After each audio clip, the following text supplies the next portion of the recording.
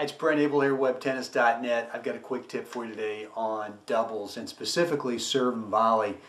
And you know, one of the problems that we have, and I know I've gone through this a lot before, and you know, the biggest reminder I've got to give myself when I serve and volley in doubles, which is every serve, first and second, is to make sure that I stay in the present moment during my serve mechanics, because what can happen is you can kind of get ahead of yourself in the future. And the future is thinking more about, you know, what's the returner going to do? Am I going to have to dig out a tough return? Is the returner going to lob over my partner? I mean, there's a whole host of things that can run through your mind about that next shot after your serve. And the problem is that you get a little bit hung up on that and you don't really focus on the good serve mechanics. For me, what happens is I end up pulling my head down a little bit too early, just a nanosecond too early before contact, looking for that second shot. And when I play my best in doubles, when I serve my best in doubles, is when I artificially keep my eyes up at contact a little bit longer after contact, so that I don't pull my head down and I don't start looking for that return too early. So, you know, I've got a little on-court video tip here that I want to give you. Hi, it's Brent Abel here, WebTennis.net. I want to give you a quick tip today on doubles, and specifically when you're serving and coming in behind that serve, trying to join your partner up at net.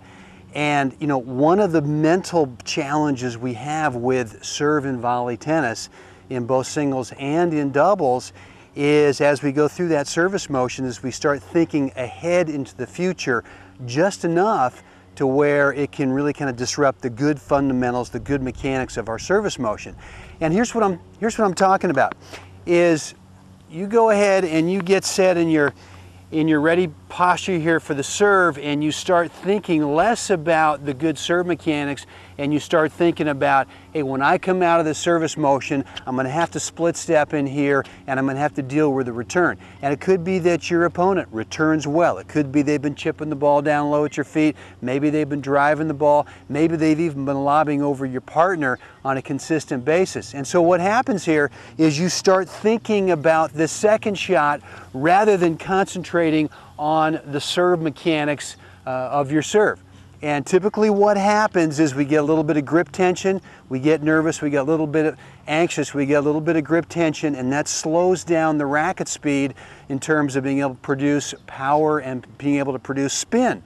So you've got to make sure that you're really focused on the good mechanics of your serve, and that's going to equate to less grip tension, more racket speed, but also a better setup position with your tossing motion. And I'm telling you, too often, once you start thinking about the next shot, is you end up abbreviating that tossing motion. You don't really get into a good hitting position to be able to hit spin, to be able to hit power, and to be able to really control the placement of that serve.